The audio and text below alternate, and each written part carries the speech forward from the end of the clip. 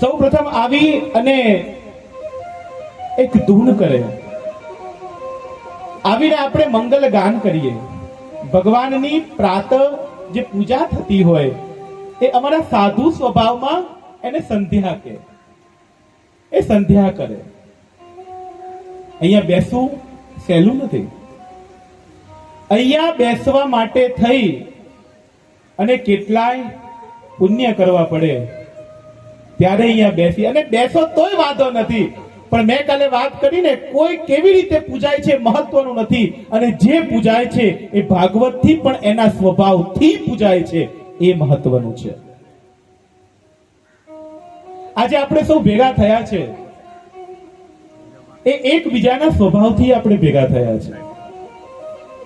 તમે મારું મોઢું જોઈને નથી આયા, નહીં કે રામેશ્વર મહાદેવ મંદિરનું મોઢું જોઈને, પણ તમે એક મહાદેવ અને આ કાળિયા ઠાકરનું મોઢું જોઈને તમે રહ્યા છો. મેં કીધું તમને અહીંયા કોઈને બોલાવવામાં નથી આવ્યા. હા, એક એના માટે તમને પત્રિકા આપે, પણ એ પત્રિકા નિમિત્ત હતી, પણ એ નિમિત્ત માટે થઈને તમને હાથ પકડી અને મારો કાળિયો ઠાકર તમને અહીંયા ખેંચી લાવે છે.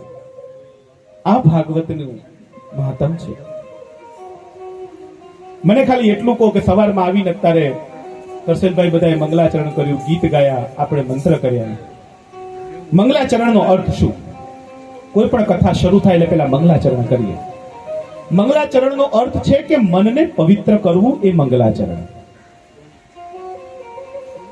તમે એક વાત કહો, દૂધ લેવા જઈએ અને બરણી છાશ વાળી હોય તો શું થાય? આપણે જો સવારે દૂધ લેવા જઈએ ને બરણી છાશ વાળી હોય તો શું થાય? ચાલે? હા કે ના? લેવાય? કેમ? એ દૂધ શું થાય? બગડી જાય.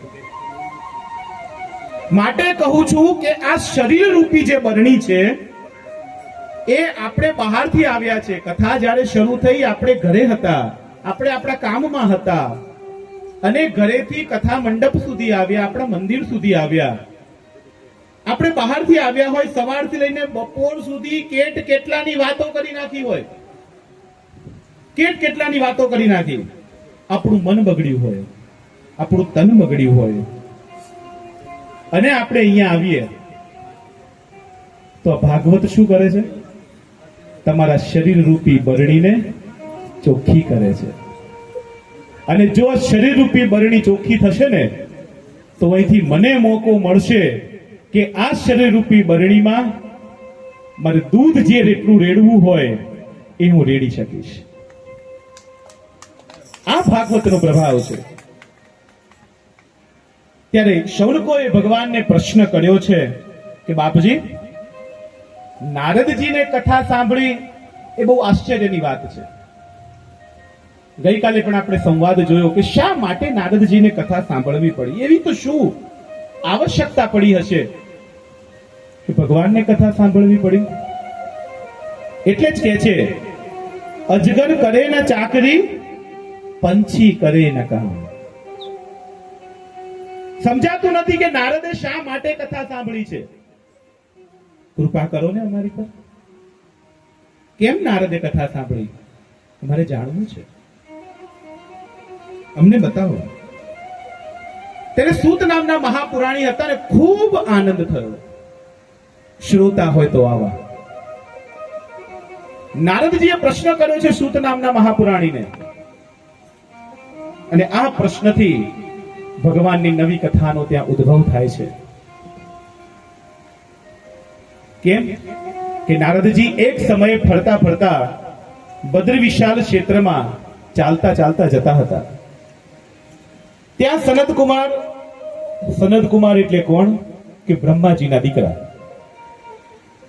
સનત કુમાર સામે મળ્યા છે. નારદજી પણ બ્રહ્માના દીકરા છે. નારદજીને ઉભા રાખ્યા. સનત કુમારે પ્રશ્ન કર્યો છે કે નારદજી, તમારા ચહેરા પર આટલી ઉદાસીનતા કેમ છે? શા માટે ઉદાસ છો તમે?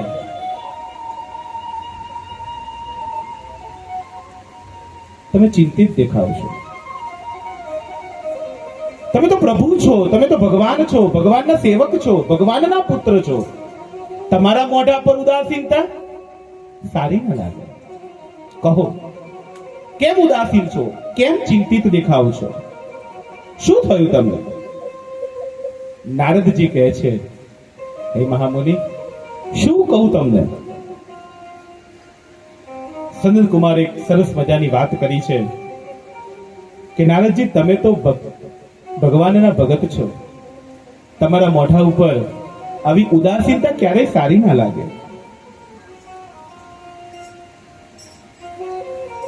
અને કેમ સારી ના લાગે?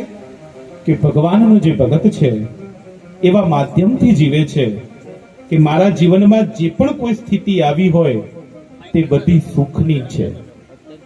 ત્યારે આપણે ભગવાનના ભક્ત કહેવાઈએ છીએ. અને જો ભગતને તકલીફ ના પડે ને તો ભગત ના કહેવાય. અને તકલીફ પડતા પડતા ભગવાન ના મળે તો એ ભગત ના કહેવાય. તકલીફ પડે તો ભગવાન આપણને પ્રાપ્ત થાય છે.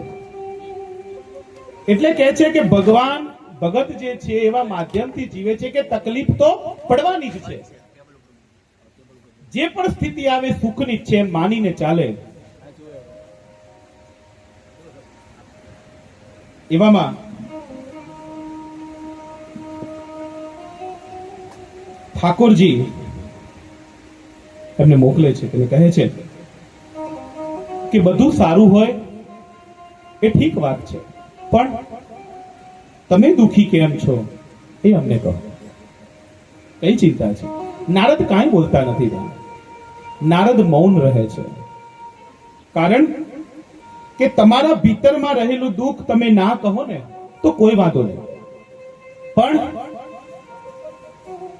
યાદ રાખજો વૈષ્ણવો, શું કહે છે કે તમારા ભીતર જે દુઃખ રહેલું છે તમારે કોઈને ના કહેવું હોય તો કોઈ વાંધો નથી, પણ જે દુઃખ રહેલું હોય છે ને એ તમારા મોઢા પર રહેલો અણસાર સામેવાળી વ્યક્તિને બતાવી દે છે કે મારો ભગત કેટલો દુઃખી છે.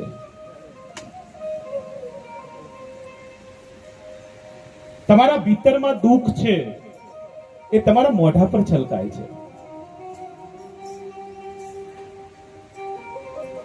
અને ખરેખર એ વાત તો પણ સાચી છે કે દુઃખને ગાવા વાળા બહુ ઓછા મળે છે. શું કે છે? દુઃખને ગાવા વાળા બહુ ઓછા મળે છે. ગાવ છો કોઈ દુઃખ તમે? મારા ઘરે આટલું આટલું દુઃખ છે, મને આમ દુઃખ છે, મને તેમ દુઃખ છે, કહે છો કોઈ? પણ જો આપણા ઘરે છનાછની હોય તો વાસણ ઘસતા હોય ને તો એ બાજુવાળાને સંભળાય ને એવી રીતે મોટે મોટેથી બોલીએ અને વાસણ ઘસતા જઈએ. અરે કદાચ બાજુવાળાની નજર ના જાય ને તો એક વાસણ આમ ગપકાવીએ ખરી, બાજુવાળી સાંભળે છે. કારણ સુખ છે.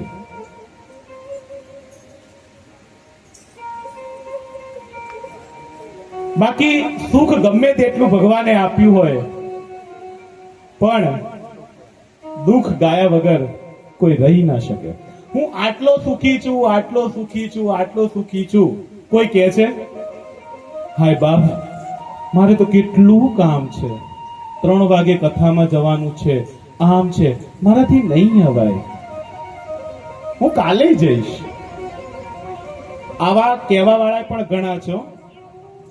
વૈષ્ણવો સાંભળજો, આજે કદાચ એવો વિચાર કર્યો હોય કે વાંધો નહીં આજે કથામાં જવું નથી, હું કાલે જઈશ, કોઈ વાંધો નહીં. કાલે 3 વાગે ને ભગવાન એટલો દયાળુ છે ને 3 વાગે તમારા ઘેર મહેમાન મોકલે. જા કથામાં. એની ઈચ્છા વગર આપણે કથામાં પણ નથી આવી શકતા.